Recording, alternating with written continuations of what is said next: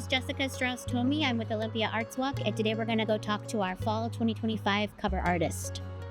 So I bring the pieces, the paper, my materials outside into landscapes and paint them first.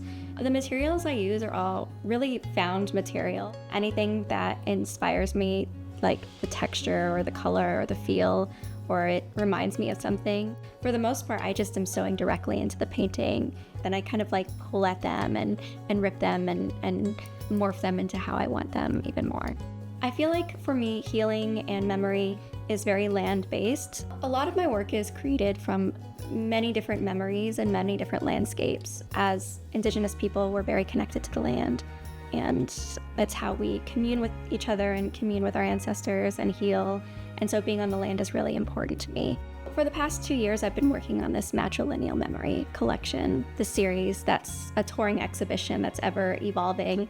But it really came about from this need to heal generational traumas, and in order to be able to be a good storyteller and to pass down traditions and stories to my daughters. And we come from a matrilineal society, which is the women pass down traditions, we're the ones that pass down stories, we're the ones that are the keepers of our name, all of these kind of things. It's very important for the women to be able to be in a place that they can pass those down. In order to do that, you have to be present and you have to be healed and you have to be in a space to be able to tell stories.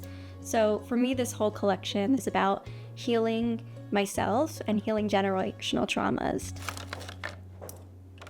I feel like I've always been a creative person. You know, we didn't have money, and I can't recall ever going into a store that wasn't a Walmart growing up. But I was also like goth and punk, so I wanted to have cool clothes, so I would tear clothes apart and thrift things and find things and piece together and sew my own clothes.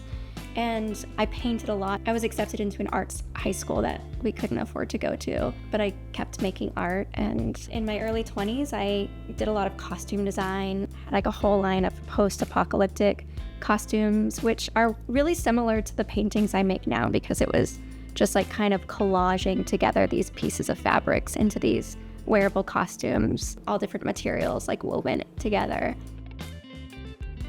And then I didn't make art for a really long time. I was in a space where I couldn't afford to make art. I had young children. I was in an unhealthy marriage, and it was a very, very tough time. I got rid of all of my art supplies and I didn't do anything. I was just in survival mode.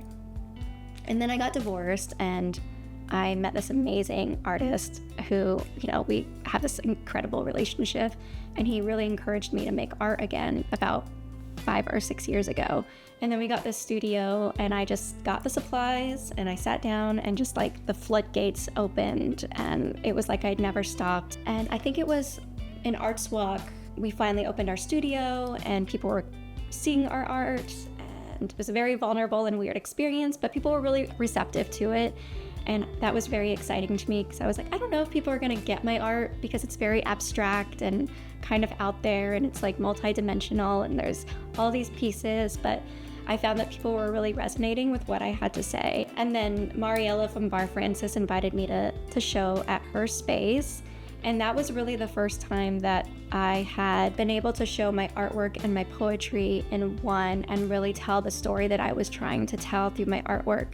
That was a really special show for me, and I started working on matrilineal memory. I'm still working on matrilineal memory. I feel like that's probably going to be a lifelong project. Just go for it. There's never a perfect time to start showing. Apply to things even if you don't think that you're going to get them, because that gives you the experience of how to apply and how to do it. Learn that rejection is not personal.